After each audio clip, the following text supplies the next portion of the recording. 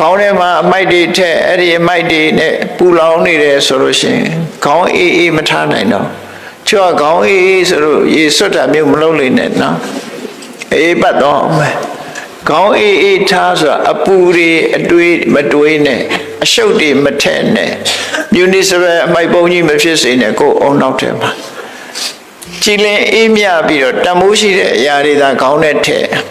အလုံးမဆိုရင်အမိုက်ပုံကြီးဖြစ်သွားလိမ့်မယ်အဲ့ဒါတွေမထက်နဲ့ဝုန်းကိုတော့ချောင်းချောင်းထား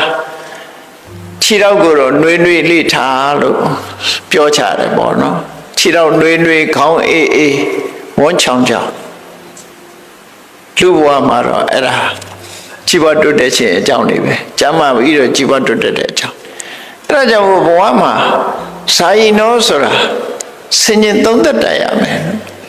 ကိုယ့်အခြေအနေကိုဆင်ញင်သုံးသက်တတ်ရမယ်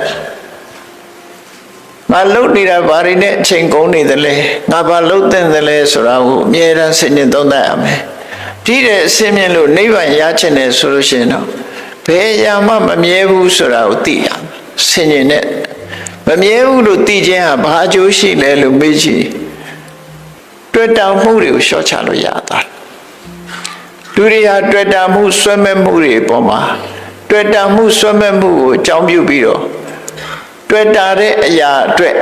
လှုပ်ချံလုံးမိသွားတယ်ပေါ့မကောင်းတာတွေလုံးမိသွားတယ်လုံးမိသွားလို့ဆိုးကျိုးတွေနဲ့တွေ့တတ်တယ်ဒါကြောင့်မို့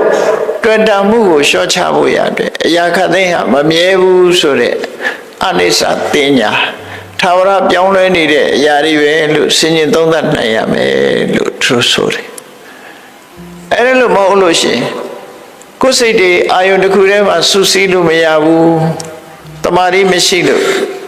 စိတ်တွေဟာလွင့်ပြန်နေတဲ့တည်ငြိမ်မှုမရဘူးဆိုရင်တမာရီကျင့်စဉ်လေးနဲ့ကိုယ်စိတ်လေးကိုငြိမ်အောင်အာယုန်တစ်ခုထဲမှာစူးစိုက်လို့ရအောင်လို့ကိုယ်ဘာလုပ်နေသလဲအဲ့ဒီဘာလုပ်နေသလဲဆိုတဲ့အချက်ပေါ်မှာကိုယ်စိတ်လေးတည်ငြိမ်အောင်ထားနိုင်မှုကြိုးစားအဲ့ဒီနှစ်ခုကိုစာယီနောလို့ပြောတာကမ္မထာအထုတ်ပြီဆိုလို့ရှိရင်ကတော့သမထကျင့်စဉ်ကိုလည်းစာယီနောဝိပဿနာတရားအထုတ်တာလည်းစာယီနောပဲသဘာဝကိုအသိမှန်ဆင်ញင်သုံးသပ်တယ်အဲ့ဒါတမာရီနဲ့ပညာတိုးတက်အောင်ကြိုးစားခြင်း